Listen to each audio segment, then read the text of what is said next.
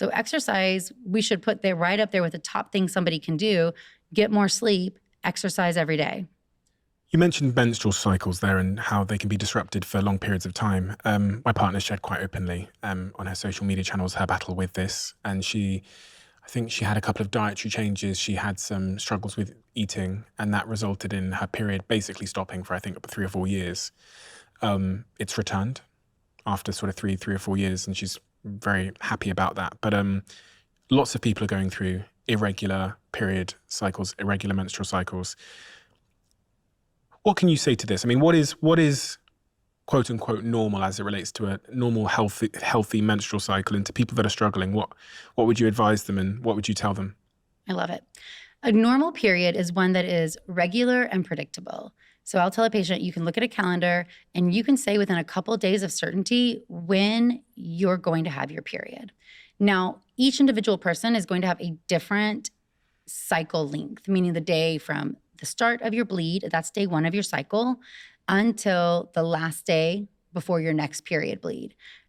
You'll hear 28 days used a lot. That's not the average for every single person. Usually it's going to be between 24 to 35 days for the average person. Can you explain this to me? Like, I've Yes, never yes. heard of a menstrual cycle before. What is it? What happens? So the menstrual cycle is essentially what we've talked about with our whole eggs, right? So you have your group of eggs come out of the ovary. Each egg's in a follicle. Brain sends out follicle-stimulating hormone. That egg's going to grow, develop, and ovulate. That's going to put you a couple weeks into your menstrual cycle. From there, it's going to then make progesterone, get you into that back half of it. That luteal phase, because the corpus luteum is always set at 2 weeks. And then when you're not pregnant, you're going to bleed. So bleeding is the shedding of the lining. That's your period. Your ovaries are doing something different throughout that process. So while you're bleeding and on your period, your ovary is already starting to grow the egg that's going to ovulate in that month. And as that egg makes estrogen, that's what stops you from bleeding. Okay. So when you have your period, that's the shedding of the lining from the last month because you didn't get pregnant.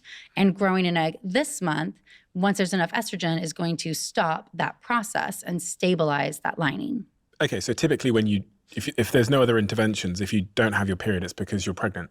Because you're pregnant or you didn't ovulate. Because you have to have that progesterone drop as the signal for your body to bleed. The shed. Exactly.